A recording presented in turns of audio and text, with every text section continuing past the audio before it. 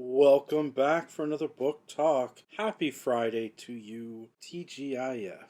For Fiction Friday today, I'm going to talk to you about a book that I think is absolutely awesome, wonderful, phenomenal even, and that is The Bewilderness by Ben Reeves. You may remember, if you've been watching all my videos, that this was my best read of the month back in March. First though, before I get into the book, I want you to know that the author Ben Reeves, who has the YouTube channel 21st Century Writer, where he gives writing advice and discusses different issues with writers, has put this book up for free online, temporarily I assume, if you sign up for his newsletter. So I'll put a link down below to his channel and for the link where you can go sign up for his newsletter and get a digital e-copy, e-book of The Bewilderness. It's a novella, the first book in a series, so hopefully you'll like it as much as I do and you'll want to read more. That's very much the idea. When a lot of writers give away first book in a series for free, it's because they're hoping you'll come back for more later and want to read the rest of the series. Ben Reeves says that book 2 should be coming out soon, but it's not out yet, just to give you that warning. If you do read book 1, you might have to wait a little bit before book 2 comes out, but he sounds like book 2, 3, and 4 are going to be coming out quickly, one after the other, within the next year. So I think that's wonderful news to hear. Alright, let's get to what this book is about. To me, this, even though it's fantasy, comes across very much as literary fiction in the same sort of sense that The Midnight Library is considered literary fiction, because it delves into some serious philosophical, psychological issues. So imagine, if you will, that in reality, every 5 years, you were pulled into some sort of supernatural or otherworldly environment or moment in which there was a person that told you that you had to make a decision. One bad thing or another bad thing to happen in your life. That person is not going to try and sway which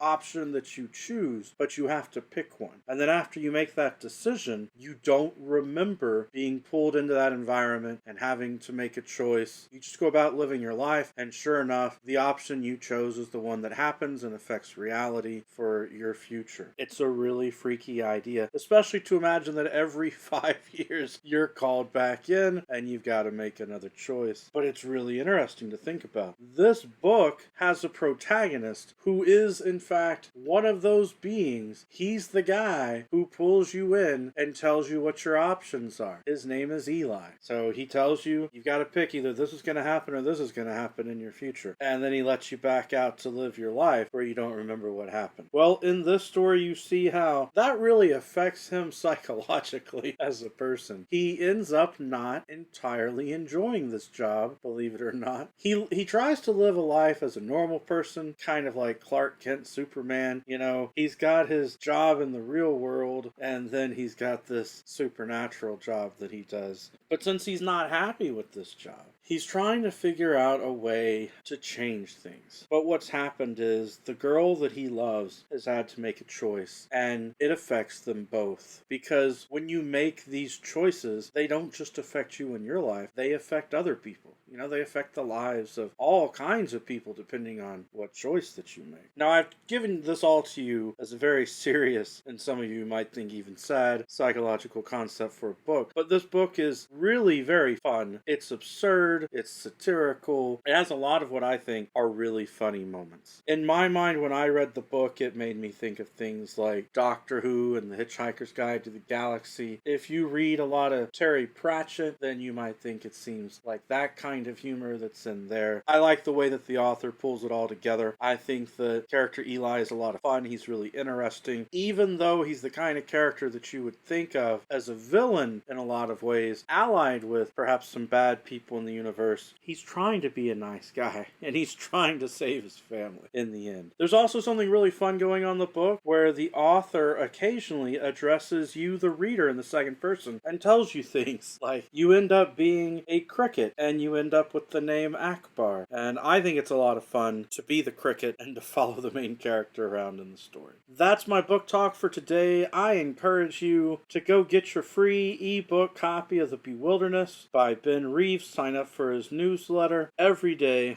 is a good day for a book talk. Peace.